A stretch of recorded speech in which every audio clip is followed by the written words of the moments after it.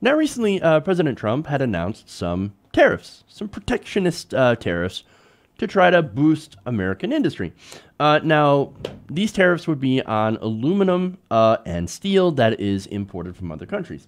Now, China has an issue with, of course, dumping steel into the United States. So, look, some of the people that are involved in our trade program are saying, hey, we should do some protectionist tariffs so that we can help our industry and prevent that kind of dumping. Now, the problem is that when you start to do certain protectionist tariffs, I believe it's for 25% for steel and 10% for aluminum, although I might have the numbers mixed up on that. When you start to do those things, there's an eventual clapback that is going to happen. And the EU is actually looking at preparing to set their own set of tariffs on American goods. Now, I believe according to Bloomberg, the collection of European countries, according to, Bloomberg, is targeting 2.8 billion euros, which is about $3.5 billion worth of American goods, with a 25% levy. Now, they would be placed on a range of consumer, agriculture, and steel products imported from the U.S., including motorcycles, denim jeans, and bourbon whiskey. Now, some of those things have Republicans really, really unhappy. Now, for example, Paul Ryan. Paul Ryan is the Republican Speaker of the House. Now, he comes from the state of Wisconsin. Wisconsin is where Harley-Davidson is located. Now, look, does he take money from Harley-Davidson? I'm not entirely sure. Most likely. Now, earlier this week, Ryan said that he was very, very worried about the consequences of a trade war and urged Trump to drop his tariff proposal.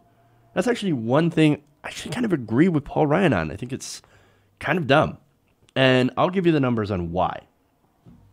Now, other politicians feel the pressure. Bourbon hails from Senate Majority Leader Mitch McConnell's home state of Kentucky. And, of course, Mitch McConnell is not exactly happy about this either. And then, of course, you have Levi Strauss that's headquartered in Nancy Pelosi's district. Now, all these politicians probably get money from these respective businesses and industries. And they're like, no, don't do the tariffs, don't do the tariffs. But it's not just the politicians, of course, not just the companies, but it actually is the American consumers that'll end up getting hurt. Because, believe it or not, a trade war is not good for anybody. Now, according to the Trade Partnership, a consulting firm that researches international trade, they found that tariffs could cost the United States about 146,000 jobs. That's a lot of jobs.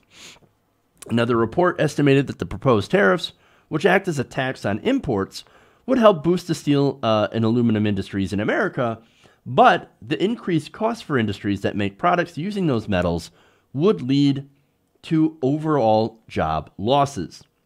The majority of those losses, according to the two people that did the study, Francois and Baumann, would come from low-paying industries. So, look, what you're going to end up doing is that Donald Trump, in doing these tariffs, which are ill-advised, and actually, according to reports, had come basically during a time when he was just very angry and pissed off and wanted to retaliate against something or somebody, would actually hurt the people that he swore to help during the election. Now, of course, that was all bullshit. He didn't care about poor people. He doesn't care about the consumers that'll end up being harmed. He actually cares more about himself. And so these people would end up getting crushed. Now it gets worse. Now, Europe may also expand the group of targeted American goods should Trump follow through on a related pledge to impose a 10% duty on foreign aluminum. Now, the list obtained by Bloomberg on Tuesday relates only to steel countermeasures. So, and look, it's not just these industries that are going to get impacted. It's by higher prices. It's also going to be related industries that will also lead to job losses, which will lead to less consumer spending, which will lead to this, which will lead to that. So here we go. We're going to end up losing a lot of jobs. we're going to end up losing a lot of jobs in related industries, and industries that, of course, use a lot of aluminum and steel. So it's not going to be good for the economy. Now, Christina Hooper, chief global market strategist at Invesco, talked to Bloomberg, and she said, these tariffs right now, thankfully they're just talk, but they have the potential to become quite inflammatory and impact economic growth.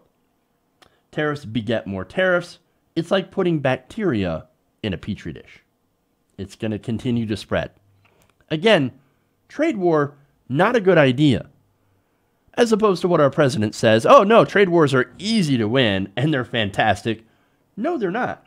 There is a way that we can do fair trade. I'm not for free trade, I'm for fair trade.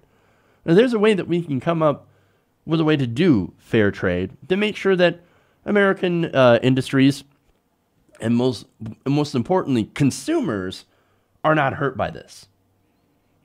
And that jobs are not outsourced.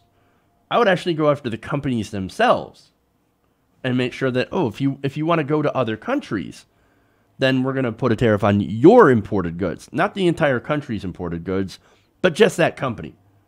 I don't know if you can actually do that, but that's something that I would look at doing. Make sure that if you go over there, we will tax you more on the goods that are coming in and not allow you to pass that off to the consumer. Again, I don't know how you can actually make that happen, but I don't know. There's a lot of people that are smarter than me that can figure that one out. But most importantly, we need to have a trade policy that discourages companies from going overseas, that isn't a race to the bottom for the people that are here, that are the workers. Because in all of these things, workers are always the ones that end up being hurt. Hey everybody, thanks for watching this video. If you want to see more like this, please hit the subscribe button below. And if you want to support truly independent progressive media, please consider becoming a patron at patreon.com/TYTNation.